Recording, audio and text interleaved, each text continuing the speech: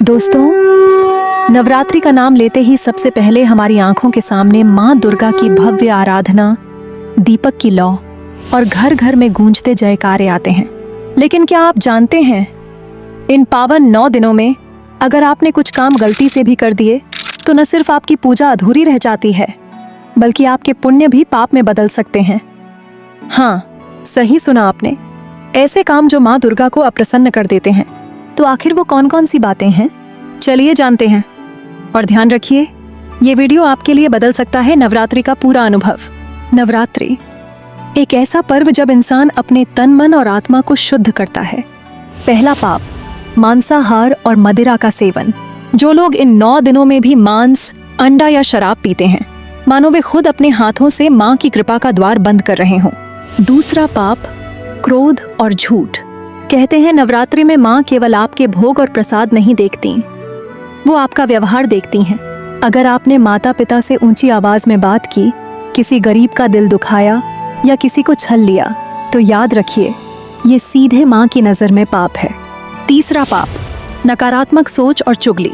नवरात्रि के दिनों में किसी की बुराई करना, किसी की पीठ पीछे उसका अपमान करना, ये आपकी तपस्या को राख कर देता है। माँ की कृपा तभी मिलती है जब आपकी वाणी से मीठास और दया निकले। चौथा पाप, व्रत के नियम तोड़ना। कई लोग दिखावे के लिए व्रत रखते हैं, लेकिन अकेले में चोरी छुपे खाते हैं। याद रखिए, ये सिर्फ शरीर का नहीं, आत्मा का उपवास है। धोखा खुद से नहीं चल सकता और माँ से तो बिल्कुल नहीं। पांचवा पाप, दूसरों का अपमान। नवरात्रि में 9 कन्याओं का पूजन किया जाता है। ये केवल रस्म नहीं है, ये संदेश है कि हर नारी में शक्ति का वास है। अगर आप स्त्रियों का सम्मान नहीं करते, कन्याओं की अवहेलना करते हैं, तो माँ दुर्गा कैसे प्रसन्न होंगी। छठा पाप, सफाई और शुद्धता की अनदेखी। नवरात्रि के समय घर और मन दोनों को साफ रखना जरूरी है। अगर घर गंदा है, मन गंदा है, तो याद रखिए, देवी का स्वागत अधूरा है। सातवां पाप, दिखावा करना। आजकल कई लोग सोशल मीडिया पर पूजा पाठ का दिखावा करते हैं, लेकिन सच्ची भक्ति वो है जो दिल से हो, दिखावे से नहीं।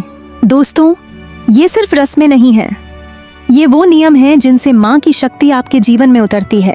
अगर हम इन्हें तोड़ते हैं तो भले ही हम दिन रात दीपक जलाएं, हमारी आत्मा अंधकार में ही डूबी रहेगी। याद रखिए, नवरात्रि सिर्फ उत्सव नहीं है, ये आत्मा के शुद्धिकरण का पर्व है, और माँ दुर्गा केवल उन पर प्रसन्न होती हैं जो सच्चाई, पवित्रता और करुणा से उनकी भक्ति करते हैं। तो दोस्तों, अब आप बताइए, क्या आपने कभी अनजाने में इनमें से कोई गलती की है?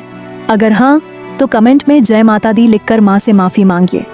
और अगर आप चाहते हैं कि माँ की कृपा हमेशा आप और आपके परिवार पर बनी रहे, तो इस वीडियो को अपने दोस्तों और परिवार तक ज़रूर पहुँचाइए।